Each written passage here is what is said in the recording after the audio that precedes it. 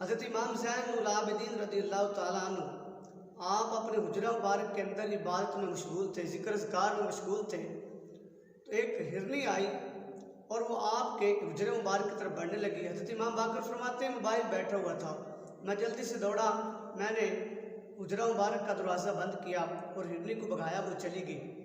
کچھ دیر گزری، وہ پھر آ گئی، پھر میں نے اسے بھگایا تو اندر سے امام زین العابدین رضی اللہ تعالیٰ عنہ آپ فرمانے لگے، اے امام باقر کیا وجہ ہے؟ تو آپ آگے سے عرض کرتے ہیں حضور کہ ہرنی اندر آنا چاہتی ہے، اس کی وجہ سے میں نے دروازہ بند کیا تھا۔ آپ نے فرمایا اچھا یہ بات ہے، اگر ہرنی اندر آنا چاہتی ہے تو اسے آنے دو۔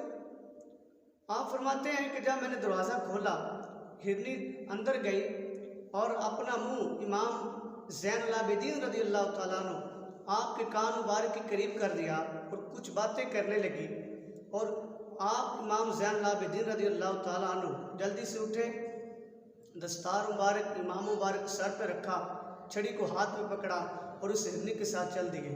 چلتے چلتے وہ ہرنی آپ کو ایک اعرابی جو تھا اس کے دروازے پر لے گئی۔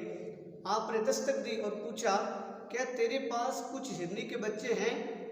جب اس نے دیکھا تو اس نے کہا میں نے جو ہرنی کے بچے تھے وہ تو کل فروخت کرنے تھے، لیکن آپ آج ہی آ گئے۔ فرمایا مجھے آج ہی ضرورت تھی۔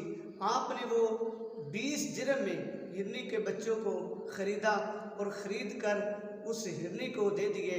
حضرت امام باقر فرماتے ہیں کہ جب میں نے حضرت امام زین العابدین اپنے والد ماجد کی طرف دیکھا تو میں نے عرض کیا حضور آپ تو انسانوں کی حاجت روا نہیں ہیں بلکہ آپ تو جانوروں کی مشکلیں حل کرنے والے ہیں۔